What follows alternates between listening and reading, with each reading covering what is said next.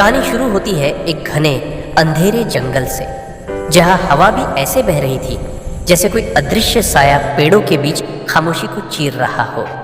रात का समय था, चाँद बादलों के पीछे छिपा हुआ और केवल झुरमुटों के बीच से आती मंद सी नीली रोशनी पूरे जंगल में एक डरावना सन्नाटा फैला रही थी। इसी जंगल के बीचों बीच एक पुरानी टूटी फूटी कुटिया खड़ी थी, मानो सदियों से कोई उसका दरवाजा छूने की हिम्मत नहीं करता हो। इस कुटिया के पास एक लड़का पहुंचता है, राघव। उसका चेहरा थका हुआ, शरीर कांपता हुआ। वह बीते आधे घंटे से जंगल में खोया भटक रहा था और अब सामने दिखाई दी यह कुटिया उसकी आखिरी उम्मीद जैसी लग रही थी। लेकिन अंदर छिपा सच उसकी सोच से कहीं ज्यादा खौफनाक था।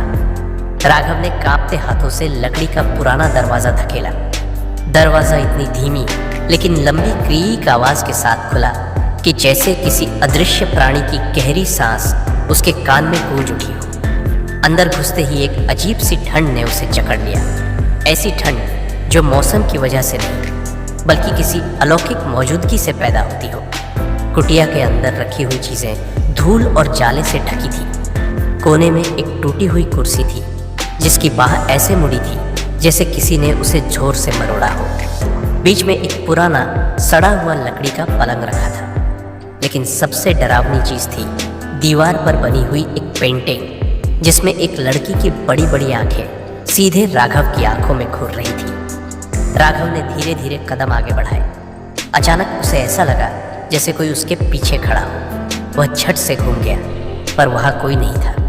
वह फिर आगे बढ़ा और तभी उसके पैरों के नीचे लकड़ी की जमीन थक की आवाज के साथ थोड़ी धंस गई, जैसे नीचे कुछ छिपा हो। उसका दिल तेजी से धड़कने लगा। तभी कुटिया के अंदर की हवा अचानक रुक गई। पूरी खामोशी, एक ऐसी खामोशी जो कान फाड़ दे। उस खामोशी के बीच पेंटिंग में बनी लड़की की आंखें धीरे धीरे हिलने लगी। राघव की सांस रुक गई। उसने अपनी आंखें मली, दोबारा देखा।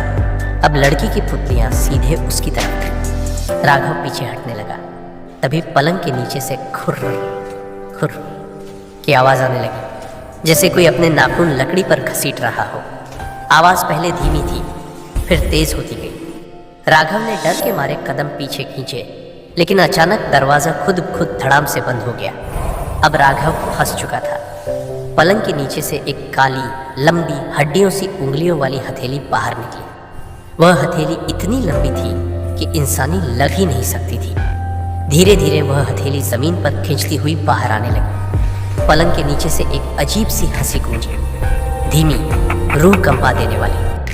राघव के पैर लड़खड़ाए। वह चिल्लाना चाहता था, लेकिन आवाज गले में ही अटक गई। तभी पेंटिंग में बनी लड़की का चेहरा अचानक फट गया और उसी पलंग के नीचे से एक भयानक मरे हुए जैसे सफेद चेहरे वाली लड़की बाहर झपटते हुए निकली। उसकी आंखें पूरी काली, चेहरा सड़ा हुआ, बाल गले तक झूलते हुए और उसकी मुस्कान मानो मौत खुद उसके चेहरे पर बसी हो। वह राघव के इतने पास आ गई कि उसने उसकी ठंडी सांस अपनी गर्दन पर महसूस की और कुटिया के बाहर चाँद बादलों से निकल आया। अब कुटिया की हर खिड़की पर सिर्फ एक ही चीज दिख रही थी, राघव की चीख का मौन प्रतिबिंब।